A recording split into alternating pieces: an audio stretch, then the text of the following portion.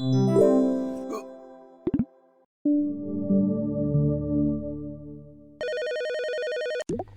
there, recruit. Welcome to the Minor Crimes Division of the Los Zorangeles Police Department. This is your first day as a database detective, correct? You know, not many people sign up for this job, and between you and me, we need all the help we can get. These days, people seem to think they can commit all the minor crimes they want. Littering, shoplifting, jaywalking, just disregarding the delicate balance of law and order, tearing down the social contract that ties us all together. But that's where we come in. We're here to stop those who think they can get away with the little things.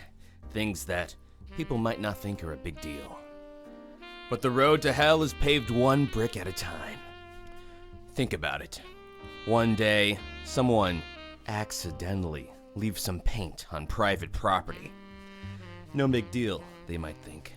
Until they realize, if I can get away with that, what else can I get away with? And then they'll start thinking they can get away with killing our innocent women and children, abducting them from the cover of night, and ripping their flesh from limb to limb, all because we let them get away with something they shouldn't have. And that's what we have here. We caught a group of suspects around the sidewalk in Bleecker Street that was vandalized with paint. I've downloaded the suspect data into your desktop. This should be a good first case for you, Detective. We'll need you to figure out who was the one responsible.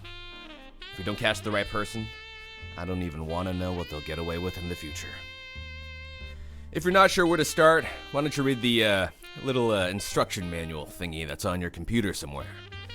And that's it from me. I have some work to do, but I'll be sure to call you back when you make that first arrest. Best of luck, Detective. Hey. Hello.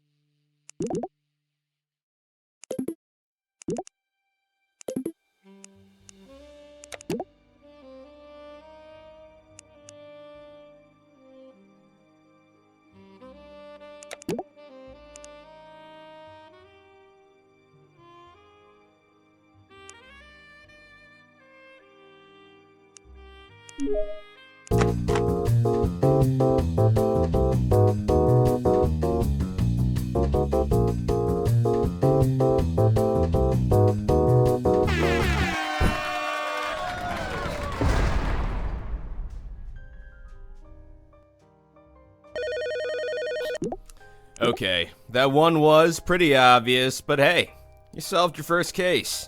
And don't worry, the perp is on his way right now to be rehabilitated. Oh, we'll never see him again. Oh, we also got a new case for you. Seems like someone wanted to litter on the campus of our local elementary school this morning. Our suspect threw away what looks like an ID card. Their name is scratched off, but we have a hunch. Call it a sneaking suspicion that the suspect we're looking for is a teacher in the school that we found the ID card from. To think that a criminal like this might be with children at this current moment. Just disgusting. We managed to get you a list of every teacher who works there. Our suspect should be in there somewhere. You'll also find the littered object in the Clue Explorer, along with a sketch of the victim to motivate you to find the perpetrator of this heinous act. This case is a little harder than the previous one, so you might want to learn how to search through data properly. You can read more about this in the second chapter of the instruction manual. What? You don't think that sounds fun? It's what we're paying you for. Wait, we are paying you, right? Actually, don't answer that. I have an appointment. I'll reach back out to you when I'm finished.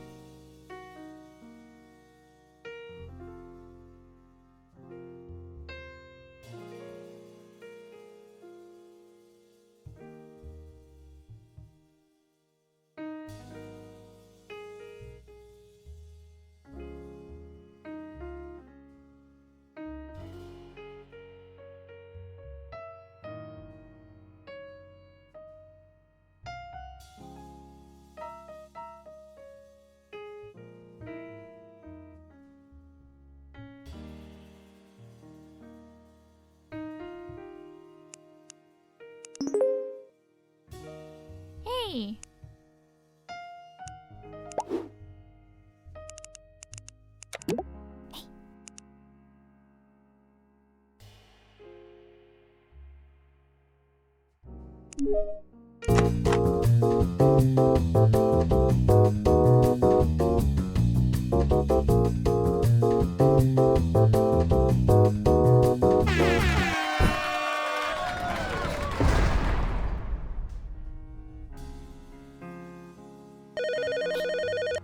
Nice job, Detective. She won't be littering anymore with her hands cuffed behind her back. Did you know that it takes up to 500 years for plastic to decompose? That 9 billion tons of litter end up in the ocean every year. Mother Nature thanks you, Detective. You've given the flowers and fauna of this glorious nation another chance to live again. That's why I have an even bigger case for you this time, Detective. It's confidential. You can't let anyone know you're investigating this. If this leaks, it'll be bad for both me and our entire division. That's how big this next case is. The crime happened last night in our police department at roughly 10 p.m. It was at this late, rainy hour of the night that someone ate my sandwich. Oh, it was something I was looking forward to eating later today, but now it's gone forever. Luckily, our security cameras caught the suspect right before the act. Looks like it was one of us. Someone who betrayed their uniform. Someone who was supposed to be uncorrupted from the sins of this rotten world. I'll provide you a list of every officer from our division, along with a timesheet of when everyone came in and out of this building that day. Now please, right this terrible wrong that has tragically taken place in the area we all hold sacred. Now, if you'll excuse me, I'll have to think about what to eat for lunch.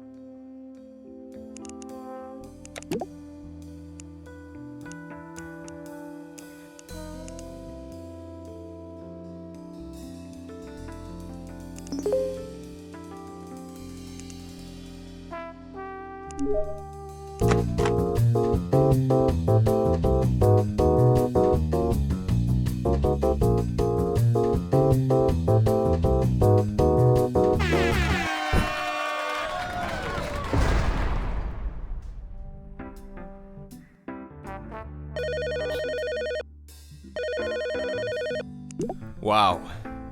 You actually got him.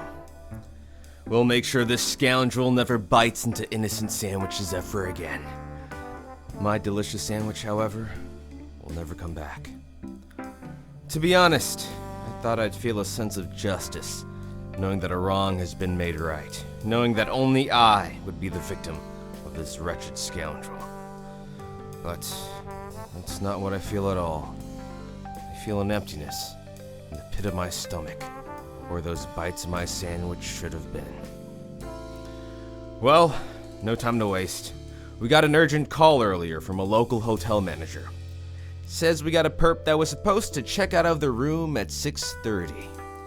You know what time it is now? 6:45. Luckily, we got a cold jail cell waiting for them if they still need a room. Our boys at the crime scene say that our suspect was in town to visit some conventions. They also found a lot of strange stuff in the suspect's room. Hopefully, these brochures and this photo we found of the suspect proved to be helpful. We also asked around the convention center and managed to get a list of everyone who came to the last big event. Given what we know, that's where we're gonna find who we're looking for. Now, we need to act fast. We promised the local business community that if we don't solve their case in an hour, they don't need to pay taxes. And I do not want this coming out of my paycheck.